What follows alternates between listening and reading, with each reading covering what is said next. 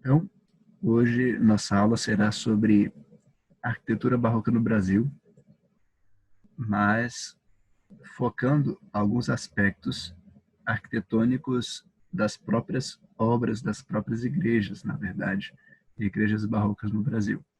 É uma aula simples, são alguns conceitos simples para vocês poderem identificar com mais facilidade as igrejas barrocas. Nós temos algumas características do barroco no Brasil. Nas igrejas barrocas, nós podemos identificar a porta central com ornamentos em cima, duas torres, volutas e a imagem do santo ao qual a igreja é dedicada. Esse exemplo que nós temos aí é a igreja de São Francisco de Assis, em Ouro Preto, Minas Gerais. Então, quando a imagem fica em preto e branco, eu deixei que aparecesse de forma colorida apenas essas características que foram citadas aqui. Então, nós temos as duas torres, isso não é tão difícil de identificar, temos as duas torres. Temos, então, as volutas, que são essas partes aqui, que são esses volumes que aparecem ornamentando a igreja. Isso daqui dá-se o nome de volutas. Temos também a imagem do santo ao qual a igreja é dedicada, aqui em cima. E mais abaixo a gente tem a porta central com ornamentos em cima.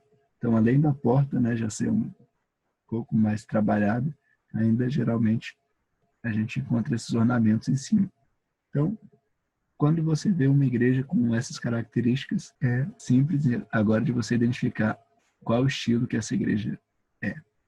No caso, nós estamos falando do barroco. Uma igreja barroca, então, tem pelo menos essas 4 características.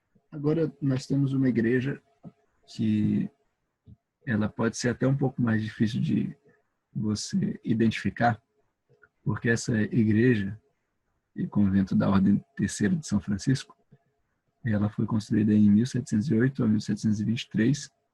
A decoração dela só terminou em 1782. Foi a igreja que mais utilizou ouro no mundo, tá? E a fachada dela está em barroco espanhol. Então, geralmente, nós encontramos no Brasil igrejas no estilo barroco português.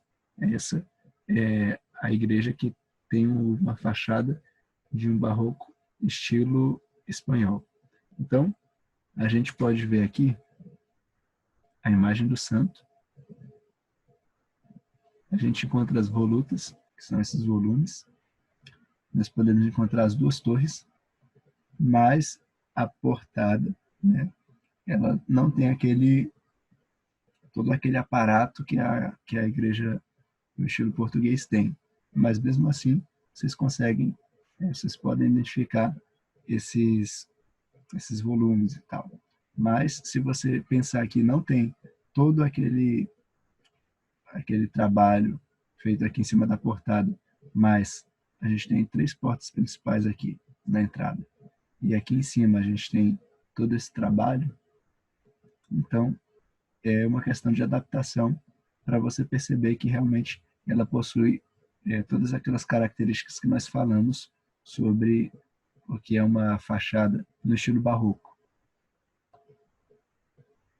Então aqui nós temos novamente, vocês já conhecem, porque em outras aulas a gente já falou sobre ela, essa igreja e convento da Ordem Terceira de São Francisco. Então, é toda decorada em ouro, fazendo ali a referência a São Francisco, que por fora era um homem simples, mas por dentro um homem muito rico espiritualmente. Então agora nós temos um outro exemplo para que vocês possam conhecer, que é a igreja Nossa Senhora do Pilar. Ela tem uma estrutura interna diferente da estrutura externa. Então, você pode ver aqui a portada, um detalhezinho a mais aqui em cima da porta, e aqui uma decoração até um pouco mais especial por cima da porta, né? Nós temos aqui as duas torres, nós temos as volutas, e é uma característica interessante essa questão de uma parte da igreja ser mais arredondada. Mas, olha só, aqui nós temos a planta baixa dessa igreja. Por fora você vê uma igreja que ela parece mais quadrada, né? Eu falei que isso daqui é meio arredondado, na verdade é mais poligonal, né? Tem um retângulo aqui, uma face aqui, outra face aqui, outra face aqui. Então, ela está, na verdade, dobrada em ângulos aqui. Mas, quando a gente entra na igreja, você vai perceber que por dentro você vai ver uma estrutura mais oval, ou mais arredondada, certo? Então, por fora, ela parece mais quadrada, e por dentro você vai encontrar essa estrutura mais arredondada. Então, é uma das características também que aparece muito nas igrejas barrocas, esse corpo arredondado por fora, ou esse corpo arredondado por dentro também, certo? Então, essa é a nossa aula de hoje.